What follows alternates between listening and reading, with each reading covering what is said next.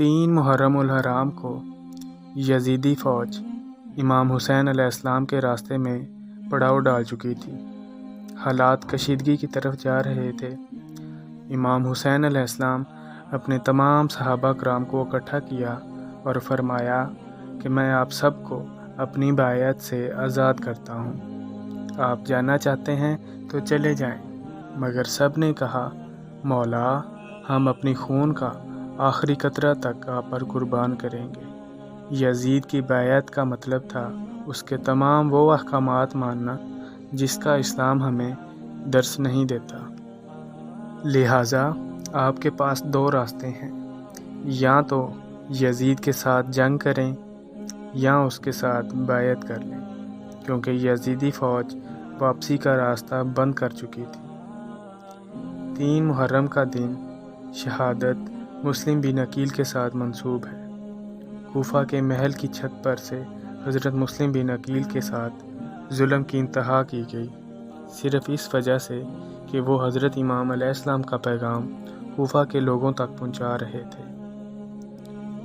حضرت مسلم بن عقیل جو کہ امام حسین علیہ السلام کے چچا زاد بھائی تھے، ان کو امام حسین علیہ السلام نے کوفہ میں اپنا سفیر بنا کر بھیجا تھا، کیونکہ کوفہ والوں کے سینکڑوں خطوط آ رہے تھے۔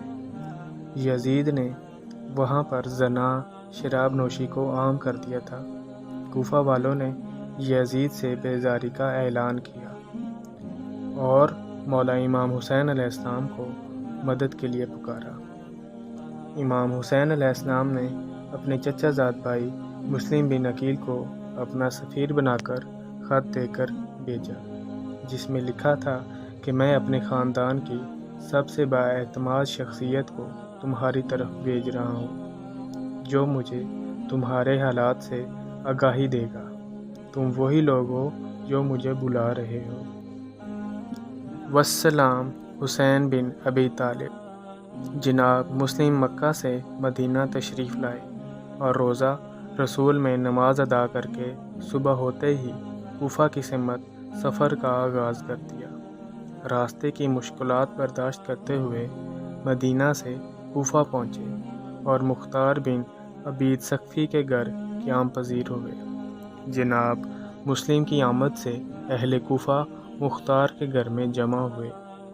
آپ نے امام حسین علیہ السلام کا خط پڑھ کر سنایا تو لوگ جوش، محبت اور عقیدت سے رونے لگے۔ اس کے بعد لوگ آپ کے ہاتھوں پر امام حسین علیہ السلام کی بیعت کرنے لگے، اگرچہ جناب مسلم نے ان لوگوں سے بیعت کا مطالبہ نہیں کیا تھا۔ بیعت ایک ہی روز نہیں ہوتی، بلکہ اس کا سلسلہ کم و بیش 1 ماہ جاری رہا تھا۔ لیکن جب ابن زیاد ملعون کوفہ کا گورنر بن کر آیا تو اس نے اہل کوفہ سے کہا شام سے بہت جلد لشکر آنے والا ہے جو تم کو تباہ و برباد کر دے گا، مزید تمہاری جان اور عزت محفوظ نہیں رہے گی۔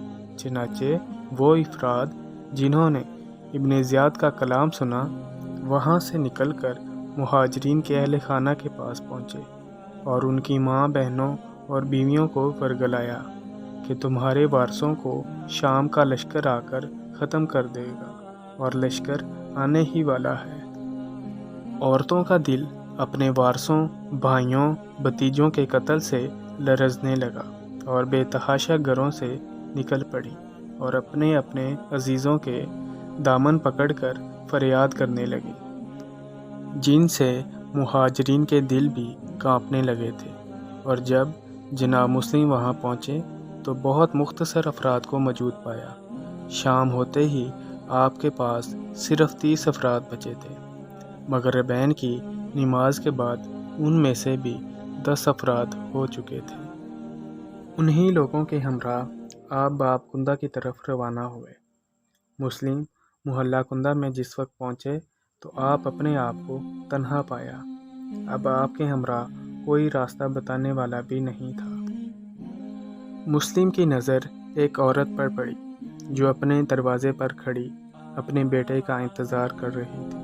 چونکہ مسلم پر پیاس کا شدید غلبہ تھا اور دوسری طرف کوفیوں کی غداری کے احساس نے بھی کافی متاثر کر دیا تھا۔ آپ نے اس عورت کے پاس جا کر سلام کیا اور کہا کہ میں پیاسا ہوں۔ عورت کا نام توعا تھا۔ توعا اندر سے پانی لائی۔ مسلم نے پانی پیا، پھر وہ کاسا رکھنے اندر چلی گئی۔ اس کے بعد فوراً حضرت مسلم سے کہا، تم اپنے گھر کیوں نہیں جاتے؟ مسلم خاموش رہے۔ اس نے 2-3 مرتبہ کہا تو مسلم نے جواب دیا، اے کنیز، خدارا، میرا اس شہر میں کوئی گھر نہیں ہے۔ کیا تم اپنے گھر میں مجھے پناہ دے کر ثواب حاصل کرو گی؟ ممکن ہے اپنی زندگی میں اس کا کچھ حصہ عوض دے سکوں۔ توعا نے پوچھا، آپ کون ہیں؟ آپ نے فرمایا، میں مسلم بن عقیل ہوں۔ کوفہ والوں نے میرے ساتھ غداری کی ہے۔ توعا نے کہا، آپ مسلم ہیں؟ آئیے، میرا گھر حاضر ہے، آپ داخل خانہ ہوئے۔ توعا نے ایک الگ کمرے میں فرش لگایا، کھانا لائی، مگر آپ نے کھانا تناول نہیں فرمایا۔ اسی اثناء میں توعا کا لڑکا بلال آ گیا۔ اس نے اپنی ماں کو جب اس کمرے میں بار بار آتے جاتے دیکھا تو معلوم کیا کہ آپ اس کمرے میں آج بار بار کیوں داخل ہو رہی ہیں؟ بتائیے ماجرا کیا ہے؟ لڑکے کی ضد نے اس کو یہ راز بتانے پر مجبور کر دیا۔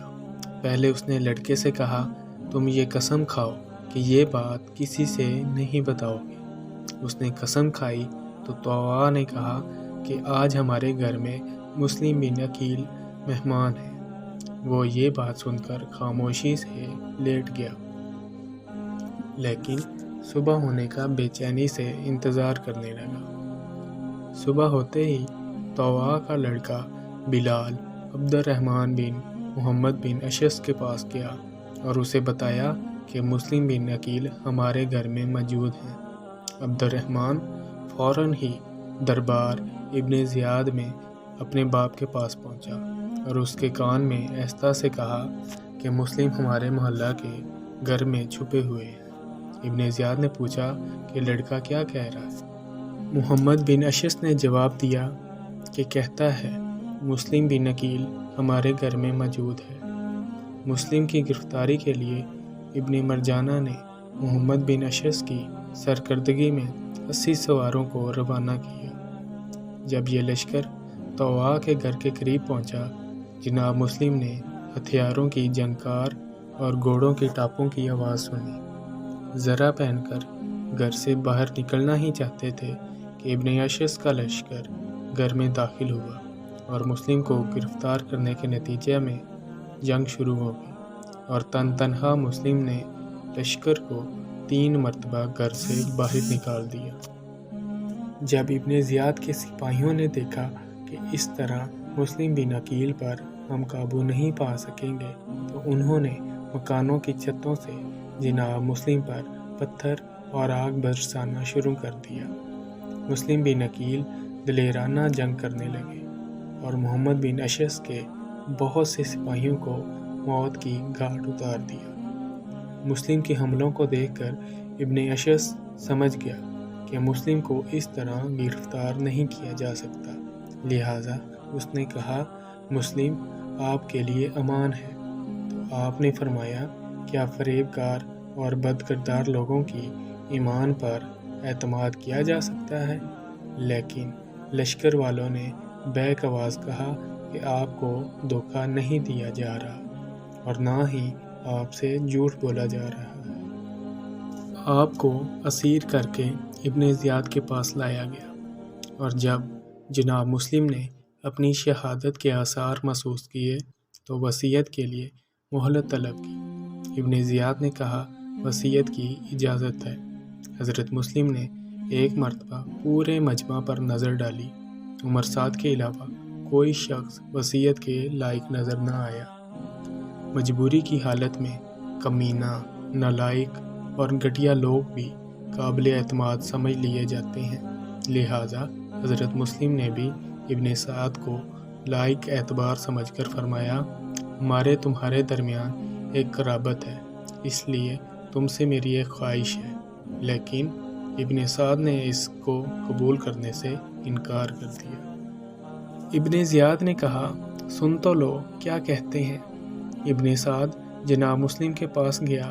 آپ نے اس کو یہ وصیت کی کہ جب میں کوفہ آیا تھا تو اس وقت میں نے 600 درہم قرض لیے تھے، ان کو میری زرع اور تلوار فروخت کر کے ادا کر دینا، اور میری شہادت کے بعد ابن زیاد سے میری لاش لے کر دفن کر دینا، اور امام حسین علیہ السلام کو خط لکھ کر اس حادثہ سے مطلع کر دینا، اور لکھنا کہ کوفہ تشریف نہ لائے۔